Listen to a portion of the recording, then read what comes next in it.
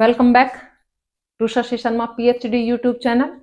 आज की जो वीडियो होने वाली है वो है nominal national income versus real national income. तो जो आपकी मॉनिटरी नेशनल इनकम है और रियल नेशनल इनकम है वो होती क्या है और उनको कैसे मेजर करते हैं, इस वीडियो में हम ये देखेंगे। तो चलो वीडियो को स्टार्ट करते हैं। उससे पहले अगर आपको मेरी वीडियोस अच्छी लगे तो मेरे चैनल को सब्सक्राइब करें और बेल आइकन को क्लिक करें ताकि आगे आने वाली वीडियोस के नोटिफिकेशन आपको आसानी से मिल सके। और अगर ये वीडियो अच्छी लगती है तो इसे आप लाइक करें। तो चलो शुरू करते हैं। तो nominal national income and national income at current prices दोनों एक ही चीजें हैं, इसमें आपने कंफ्यूजन में नहीं आना है। अगर आपके एग्जाम में आता है नॉमिनल नेशनल इनकम या फिर आ जाए राष्ट्रीय आय करंट ईयर के या चालू वर्ष की कीमतों पर, तो ये दोनों चीजें एक ही हैं। ठीक है। अब देखो, आपने जब नेशनल इनकम का चैप्टर आपने कर लिया है तो आपको पता है कि नेशनल इनकम होती क्या है। ठीक है। नेशनल इनकम क्या होती है? It is the money value of goods and services produced by normal residents in a year. एक ईयर में सामान्य निवासियों द्वारा, नॉर्मल रेजिडेंट्स के द्वारा जितनी भी वस्तुओं और सेवाओं का उत्पादन किया जाता है उनकी मनी वैल्यू को क्या कहते हैं? हम राष्ट्रीय आय कहते हैं। अब देखो, राष्ट्रीय आय हम ये भी कह सकते हैं कि 200 टन गेहूं का उत्पादन हुआ है, कह सकते हैं। ठीक है। और 100 मीटर कपड़े का उत्पादन हुआ है और 10 टन आपका शुगर यानी चीनी का उत्पादन हुआ है। लेकिन ये सब अलग अलग उसमें मेजर यूनिट्स में मेजर की गई हैं। अब हम क्या करेंगे, इन जो हमारा प्रोडक्शन हुआ है अलग अलग चीजों का, इनको हम एक यूनिट में मेजर करेंगे और वो एक यूनिट क्या है? वो है मनी। यानी कि इनके जो प्राइसेस हैं, इनको इनके जो प्रोडक्शन हुआ है उनको उनके प्राइसेस से मल्टीप्लाई कर देंगे और जो हमारे पास अमाउंट आएगी, जितने भी पैसे या रुपए आपके पास कैलकुलेट होकर के आएंगे, वो उनको आप टोटल करेंगे तो आपका क्या कहलाएगा? नेशनल इनकम कहलाता है। इतनी बात आपको समझ में आ गई है। ठीक है। अब देखो, मान लीजिए 200 टन जो गेहूं का उत्पादन हुआ है, ठीक है, और current year prices, current year यानी कि अभी जो चल रहा है, मान लीजिए 2023 में ये उत्पादन हुए हैं कि 200 टन तो आपका व्हीट गेहूं का उत्पादन हुआ है, ये क्लॉथ का उत्पादन हुआ है और ये है आपका शुगर चीनी का उत्पादन हुआ है 10 टन। ठीक है। अब 2023 में जो प्राइसेस हैं इन चीजों के वो क्या है? 200 टन मान लीजिए गेहूं का जो प्राइस चल रहा है वो 20 चल रहा है, कपड़े का चल रहा है 10 और चीनी का चल रहा है फिर से 20। ठीक है।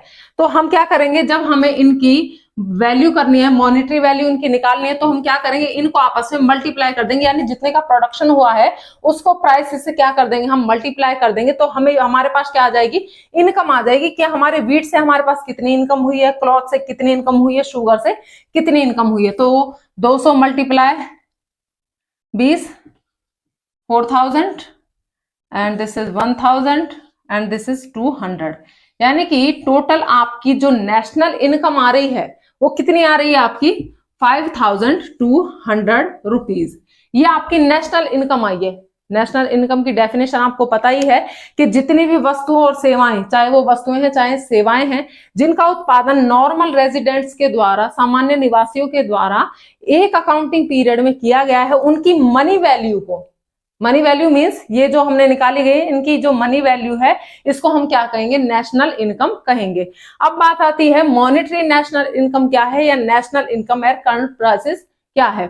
इसके लिए मैंने जब इस एग्जांपल को आपको बताया है, तो अब ईयर 2023 चल रहा है, तो 2023 में जो इन चीजों के प्राइसेस है ना, मैंने वही प्राइसेस लिए हैं और इन प्राइसेस को हम कहते हैं करंट प्राइसेस। जब आप नेशनल इनकम को करंट ईयर के प्राइसेस पर मेजर करते हो, यानी कि जितने का प्रोडक्शन हुआ है उसको करंट ईयर के प्राइसेस से मल्टीप्लाई करते हो, तो जो भी आपके पास नेशनल इनकम आएगी उसे आप नॉमिनल नेशनल इनकम या national income at current prices कहोगे। निकालनी कैसी है मैंने आपको ये बता दिया है। ये आपकी नेशनल इनकम आ गई 5200 रुपीज। लेकिन इसमें एक प्रॉब्लम होती है कि इस तरीके से जब हम नेशनल इनकम को कैलकुलेट करते हैं ना, मेजर करते हैं, तो हमारे पास हमारी जो इकोनॉमी है उसकी सही कंडीशन, उसकी सही ग्रोथ जो है वो हमें पता नहीं चल पाती है।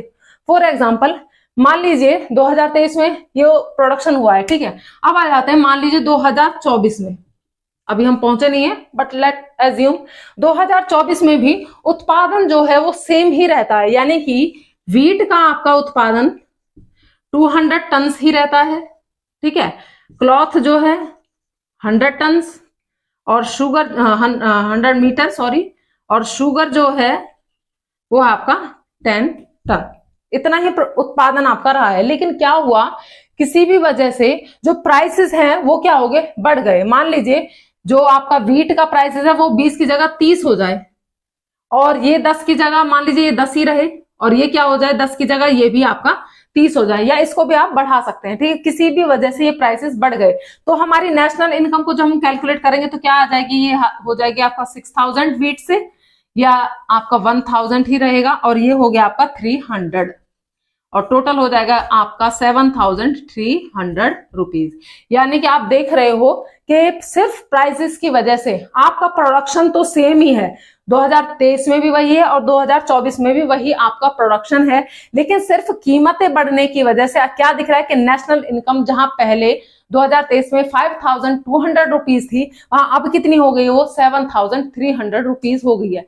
क्या आप कह सकते हो कि हाँ हमारे देश की अर्थव्यवस्था है जो वो बढ़ रही है, विकास हो रहा है, उत्पादन बढ़ रहा है? इससे आपको अंदाजा लगेगा कि रियल जो प्रोडक्शन है वो तो बढ़ा ही नहीं है, सिर्फ रेट बढ़े हैं, और उसकी वजह से आपकी जो नेशनल इनकम है वो ग्रोथ करती हुई दिखाई दे रही है। ये एक प्रॉब्लम होती है इस वाले करंट ईयर के प्राइसेस पर जब हम नेशनल इनकम को मेजर करते हैं। इसमें इसका जो सॉल्यूशन है वो है आपका real national income, real national income. यानी कि इस प्रॉब्लम का सॉल्यूशन हमारे पास क्या है कि हम जो है जो नेशनल इनकम को मेजर करें, ठीक है, वो किस पर करें, इसका दूसरा नाम है जो वो national income at constant prices. Constant prices का मतलब है स्थिर कीमतों पर। स्थिर का मतलब है कि कीमतें चेंज ना हो, कीमतें वही की वही रहे। ये जो कीमतें हैं अगले साल भी हम इन्हीं के बेस पे ही अपनी नेशनल इनकम को मेजर करेंगे। अगर प्राइसेस वही के वही रहते हैं तो सिर्फ अपनी नेशनल इनकम तभी आपको इंक्रीज होती हुई दिखाई देगी अगर प्रोडक्शन बढ़ेगा। अगर प्रोडक्शन नहीं बढ़ा है तो आपकी नेशनल इनकम भी नहीं बढ़ेगी। तो जो हमारी पहली प्रॉब्लम है कि नेशनल इनकम बड़ी, जो प्रोडक्शन है वो सेम टू सेम है, लेकिन प्राइस बढ़ने की वजह से हमारी जो नेशनल इनकम है वो इंक्रीज हो गई है। इस प्रॉब्लम का सॉल्यूशन ये है कि जब आप नेशनल इनकम को मेजर करें, जब आप मनी वैल्यू निकालें गुड्स एंड सर्विसेज की, तो आप क्या करें, आप एक पर्टिकुलर ईयर का चुनाव करें। आपने 11th में प्राइस इंडेक्स पढ़े होंगे, ठीक है, वही है, एक पर्टिकुलर ईयर को हम चूज कर लेंगे और उस पर्टिकुलर ईयर को हम क्या कहते हैं, बेस ईयर उसको हम कहते हैं। यानी कि नेशनल इनकम को मेजर करना है बेस ईयर के प्राइसेस पर, ठीक है। बेस ईयर कौन सा होना चाहिए, कैसा होना चाहिए, ये हमने 11th में पढ़ लिया है। बेस ईयर एक ऐसा ईयर होना चाहिए जो नॉर्मल हो, यानी कि जैसे अगर कोरोना का टाइम है तो आप उसको बेस ईयर के रूप में नहीं ले सकते हो। बेस ईयर ऐसा हो जो नॉर्मल ही कंडीशंस में हो, जैसे आज की स्थितियां हैं वैसे ही पहले कंडीशंस रही हो उस ईयर में, और उस ईयर को हम अपना बेस ईयर मानेंगे और उस ईयर के प्राइसेस पर हम क्या करेंगे, अपनी नेशनल इनकम को मेजर करेंगे। जैसे कि मान लीजिए ये तो हमारा हो गया नॉमिनल नेशनल इनकम। मान लीजिए ये, इसको तो यहीं रख लेते हैं, ठीक है। बेस ईयर के प्राइसेस आपके ये हैं। मान लीजिए ये प्राइसेस जो हैं आपके,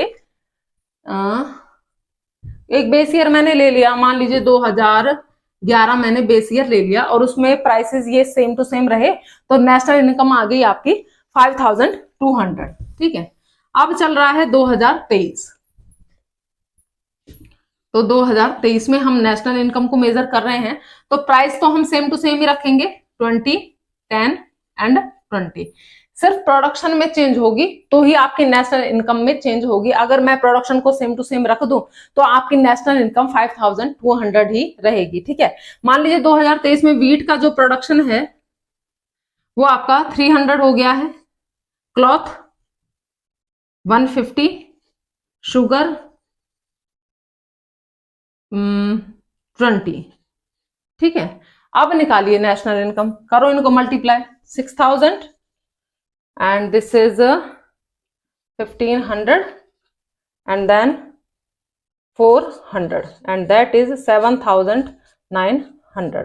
ये आपकी नेशनल इनकम होगी। अब इसे देख के आप कह सकते हो ना कि हाँ भाई, देश की अर्थव्यवस्था ने सुधार किया है, प्रोडक्शन बढ़ा है, देश का विकास हो रहा है, रोजगार लोगों को मिल रहा है। तो ये जो रियल नेशनल इनकम है, national income at current price constant prices या बेस ईयर के प्राइसेस पर जब हम नेशनल इनकम को मेजर करेंगे तो वही देश की कंडीशन को सही तरीके से आपके सामने प्रेजेंट करती है।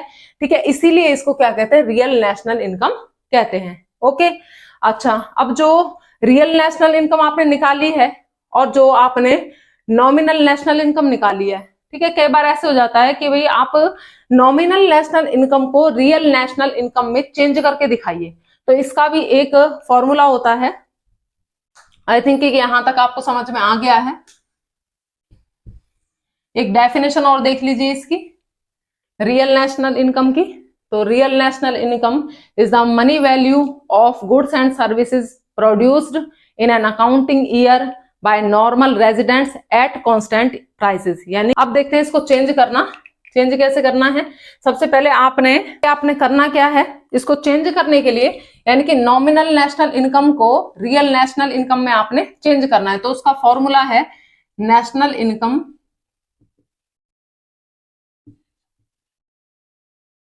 At current prices divide by current price index. Price index आपने पहले पढ़ ही रखा है, ठीक है, और मल्टीप्लाई में 100। अब जो ये 100 है ना, ये कहां से आया, ये बेस ईयर का प्राइस इंडेक्स है। आपने 11th में प्राइस इंडेक्स में पढ़ा है कि बेस ईयर के प्राइस इंडेक्स को हम हमेशा ही क्या मानते हैं, 100 मानते हैं। ठीक है, तो क्या करना है, मान लीजिए आपकी नेशनल इनकम आई है 7,200 और आपका करंट ईयर का प्राइस इंडेक्स है मान लीजिए 200। करंट ईयर का प्राइस इंडेक्स 200 कैसे हो गया, ये ऐसे हो गया कि जो बेस ईयर में जो आपकी कीमतें थी ना वो डबल हो गई हैं। ठीक है, बेस ईयर में मान लीजिए किसी की कीमतें 20 थी और आज वो 40 हो गई हैं, तो आपका करंट ईयर का प्राइस इंडेक्स क्या आएगा, आपका 200 वो आएगा। ठीक है, अब क्योंकि हम क्या करते हैं, P1 प्राइस इंडेक्स निकालने का फॉर्मूला क्या था, देखो इसको यहाँ पे मैं समझा देती हूँ आपको। मान लीजिए बेस ईयर में कीमतें जो थी वो आपकी 20 हैं और करंट ईयर में वो कीमतें 40 हो गई, तो करंट ईयर का प्राइस इंडेक्स आपका क्या निकलेगा, कीमत सूचकांक क्या निकलेगा आपका, कि कीमतें कितनी बड़ी हैं करंट ईयर। ये फॉर्मूला आपको याद होगा, sigma P1 sigma P0 multiply में 100। P1 जो आपकी कीमतें प्रेजेंट ईयर की जो कीमतें हैं, करंट ईयर की जो कीमतें 40, बेस ईयर की कीमतें 20 मल्टीप्लाई में 100, 20 से कट जाएगा तो ये हो गया 200। इस तरीके से आपका करंट ईयर का प्राइस इंडेक्स निकल के आता है और मल्टीप्लाई में 100। बेस ईयर का प्राइस इंडेक्स हम हमेशा ही 100 अज्यूम करते हैं। ठीक है, तो हम क्या कर रहे हैं, हम नॉमिनल नेशनल इनकम को करंट रियल नेशनल इनकम में चेंज कर रहे हैं। तो ये आपकी आ गई है 3,600, यानी कि रियलिटी में अगर देखा जाए, अगर हम करंट ईयर के प्राइसेस पर इसको कैलकुलेट ना करें नेशनल इनकम को, तो रियल में आपकी नेशनल इनकम कितनी है, 3,600 rupees only. This is your national income. Okay, I hope कि आपको ये टॉपिक समझ में आया है। मिलते हैं नेक्स्ट वीडियो में। Like, share and subscribe. Bye.